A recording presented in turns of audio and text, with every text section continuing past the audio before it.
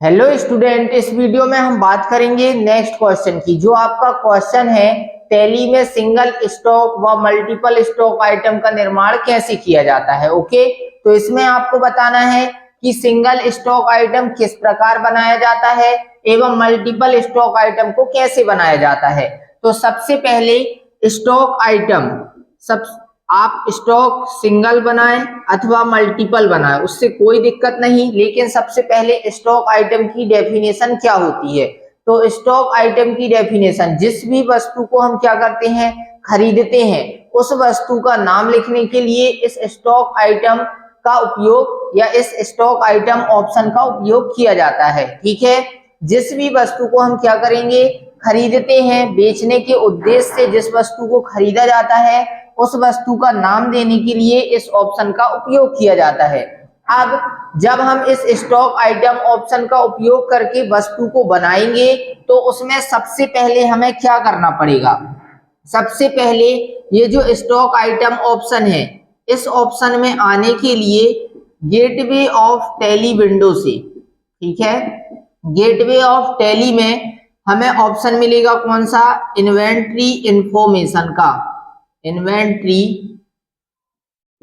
Info का। इस inventory info में ऑप्शन में हमें क्या करना है, एंटर की को प्रेस करना है, मतलब एंटर करना है।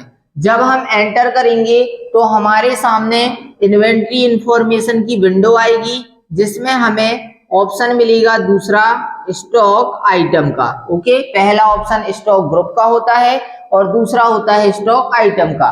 अब जब आप इस स्टॉक आइटम ऑप्शन में भी क्या करेंगे, एंटर प्रेस करेंगे, अर्थात एंटर की कीबोर्ड से प्रेस करते हैं, तो आपके सामने यहाँ पे सिंगल स्टॉक आइटम और इसी के नीचे आता है मल्टीपल स्टॉक आइटम। ये ऑप्शन आपके सामने आएंगे। सिंगल स्टॉक आइटम में आपको पहला ऑप्शन रहेगा क्रिएट का, दूसरा रहता है डिस्प्ले और तीसरा होता है अल्टर का। सेम इसी प्रकार मल्टीपल स्टॉक ग्रुप में भी क्रिएट और डिस्प्ले और इसमें भी होता है अल्टर का ऑप्शन। ये तीन ऑप्शन दोनों में होते हैं। ओके, सबसे पहले आप गेटवे ऑफ टैली विंडो से इन्वेंट्री इंफॉर्मेशन में आएंगे, वहां पर एंटर करेंगे तो स्टॉक आइटम का ऑप्शन मिलेगा। इस स्टॉक आइटम में हम एंटर करते हैं तो हमारे सामने single stock item, multiple stock item, single stock item में क्रिएट डिस्प्ले अल्टर और मल्टीपल स्टॉक आइटम में भी क्रिएट डिस्प्ले अल्टर, ये तीन ऑप्शन होते हैं। अब इसमें क्रिएट ऑप्शन की सहायता से आप उस स्टॉक आइटम का नाम बनाते हैं जिस स्टॉक आइटम को आप क्या करने वाले हैं, परचेस, अर्थात जिसको आप खरीदने के लिए, परचेस मतलब खरीदने के लिए स्टॉक आइटम को बनाने वाले हैं, तो उस वस्तु का नाम लिखा जाता है जिसको आप खरीदेंगे, किसके लिए, बेचने के लिए या अपने स्टॉक में रखने के लिए। ओके, अब इसमें क्रिएट में जैसे मैंने बोला, आपने माउस खरीदा तो इस माउस का नाम, माउस वस्तु का नाम है, तो इस वस्तु को स्टॉक आइटम में क्रिएट ऑप्शन में आप क्या करते हैं, लिखते हैं। ओके, इसके बाद इसी में आपका अंडर भी पूछता है।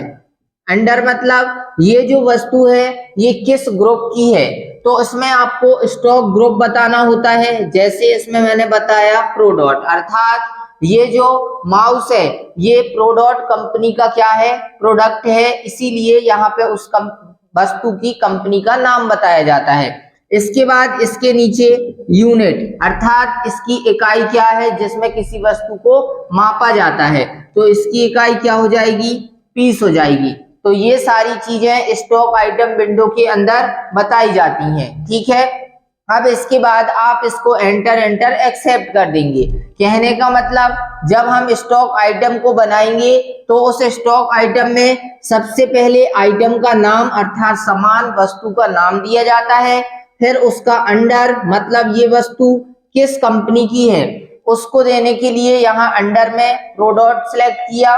इसके बाद यूनिट मतलब उस वस्तु को किस चीज में मापा जाता है, पीस, लीटर, मीटर, किलोग्राम, तो वो यहाँ पर दिया जाता है। ओके, इसके बाद बात करते हैं डिस्प्ले ऑप्शन की। तो डिस्प्ले ऑप्शन का काम होता है जो भी आपने स्टॉक आइटम बनाया उस स्टॉक आइटम को ओनली देखने के लिए इस डिस्प्ले ऑप्शन का उपयोग किया जाता है। ठीक। अल्टर, इस अल्टर ऑप्शन की सहायता से जो भी स्टॉक आइटम आपने बनाया है उस स्टॉक आइटम में किसी भी प्रकार का कोई भी परिवर्तन करने के लिए इस अल्टर ऑप्शन का उपयोग किया जाता है।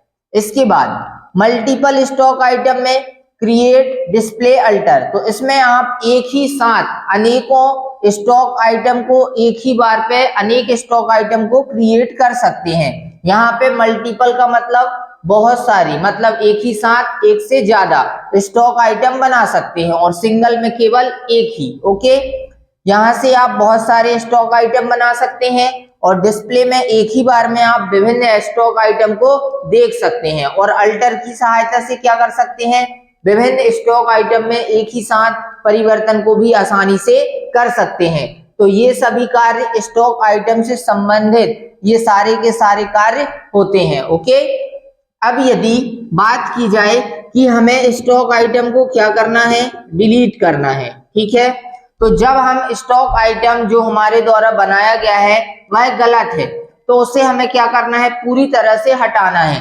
तो उसको हटाने के लिए आप अल्टर ऑप्शन में आकर के उस स्टॉक आइटम की विंडो को ओपन करेंगे जिसको डिलीट करना है। जैसे मैंने बोला मुझे माउस वाला जो स्टॉक आइटम है उसको डिलीट करना है, तो आप इसको सिलेक्ट करके डायरेक्शन की से एंटर की प्रेस करेंगे तो इसी की विंडो ओपन हो जाएगी। अब आप उसे ऑल्ट प्लस डी करके एंटर कर देंगे तो यह स्टॉक आइटम क्या हो जाता है, डिलीट हो जाता है। लेकिन आपको किसी भी स्टॉक आइटम को डिलीट करने के लिए अल्टर में आने के बाद ऑल्ट डी करना होगा। और एक बात और ध्यान रखना, यदि आपने इस स्टॉक आइटम माउस को परचेस मतलब कि परचेस वाउचर में उसकी क्या कर दी है, यदि एंट्री कर दी है मतलब प्रविष्टि कर दी है, तो फिर उसके बाद आप इस माउस को क्या कर रहे हैं, डिलीट कर रहे हैं स्टॉक आइटम को, तो वह डिलीट नहीं होगा। ये ध्यान रखना, क्योंकि आपने उसका उपयोग उस एंट्री में कर दिया है। इसी कारण से अब उस स्टॉक आइटम को आप डिलीट नहीं कर सकते क्योंकि ये ऑप्शन भी वहां पर शो नहीं करता है। ओके, तो ये आपका इस प्रकार क्वेश्चन पूरी तरह से क्लियर हुआ। तो इस वीडियो को मैं यहीं फिनिश करता हूं, मिलते हैं नेक्स्ट वीडियो पर। धन्यवाद।